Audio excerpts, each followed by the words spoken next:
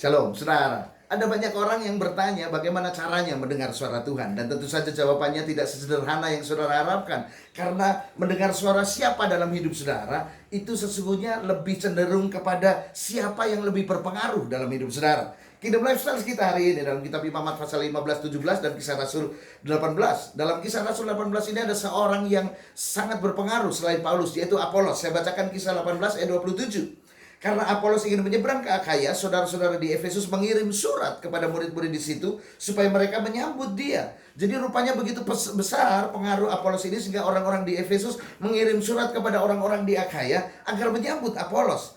Dan hari ini saudara sadar atau tidak, sedang ada battle, perang pengaruh di sekeliling saudara. Contoh yang paling sederhana, iklan di sekeliling saudara berusaha mempengaruhi saudara untuk membeli produk mereka. Dalam rumah saudara, siapa yang paling berpengaruh kepada anak-anak saudara? Apakah perkataan babysitter saudara, perkataan oma opanya, atau perkataan saudara sebagai orang tua?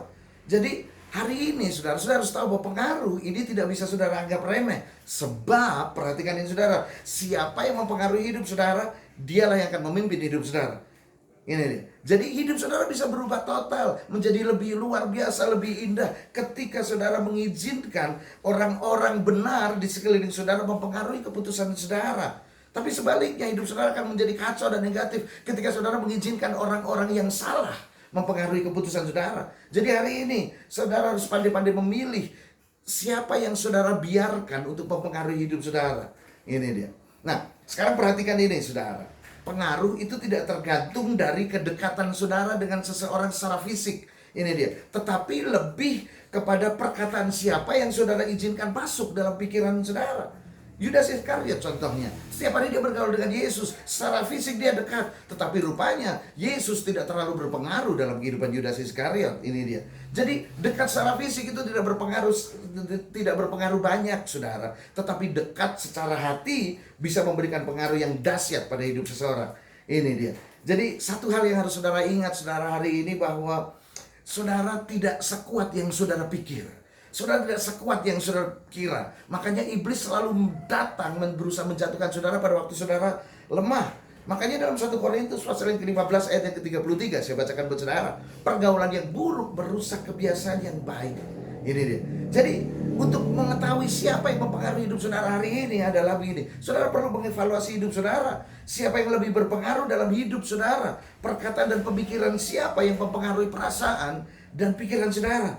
Ini dia. Sebab seringkali perasaan kita ini menjadi jengkel, jadi marah, jadi galau, hanya karena saudara izinkan ada perkataan-perkataan yang masuk dalam hati saudara. Bahkan ada orang-orang yang dengar saudara dipakai oleh iblis mempengaruhi perasaan saudara. Bahkan bukan cuma dengan perkataan, tapi dengan pemikirannya saudara. Contohnya bagaimana? Simple sekali. Ini contohnya saudara, ada seorang yang bertanya, seseorang yang ditanya temannya, kamu kerja dari jam berapa? Oh, dari jam 4 sampai dengan jam 5 ya, kadang sampai jam 8. Lalu dijawab temannya, waduh, luar biasa. Pasti perusahaan itu menggaji kamu tinggi, 10 juta, di atas 10 juta pasti. Padahal orang yang bertanya itu tahu bahwa perusahaan itu tidak mungkin menggaji dia di atas 10 juta. Ini dia. Lalu orang ini yang ditanya, dia pulang. Ketika pulang dia mulai berpikir, iya ya, kerjaku berat. Dari pagi sampai sore, kadang sampai malam. Seharusnya aku pantas digaji di atas 10 juta. Lalu dia mulai kesal hatinya. Karena kesal hatinya, besok pagi dia berangkat kerja dengan tidak semangat, saudara. Besoknya lagi, ia telat. Lama-lama, saudara, kinerjanya menurun dan akhirnya dipecat, saudara. Ini dia. Hati-hati, saudara, dengan perkataan. Bukan hanya dengan perkataan, tapi juga dengan pemikiran-pemikiran yang dilempar dalam hidup saudara. Hari ini, saudara, evaluasi hidup saudara. Siapa yang ada di sekitarmu? Mulai seleksi siapa-siapa yang saudara izinkan memberikan pengaruh dalam hati dan perasaan saudara. Yang kedua, seberapa besar firman Tuhan berpengaruh dalam setiap pengambilan keputusan dalam hidup saudara. Jadi kalau saudara bertanya bagaimana caranya mendengar suara Tuhan, inilah salah satu momen saudara yang bisa saudara dengar. Kenali suara Tuhan dan izinkan Tuhan untuk masuk dalam hidup saudara. Apakah firman Tuhan yang mempengaruhi keputusan saudara, ataukah suara orang-orang di sekeliling saudara? Siapa yang berpengaruh dalam hidup saudara hari ini? Kingdom Lifestyles, Tuhan Yesus berkati saudara.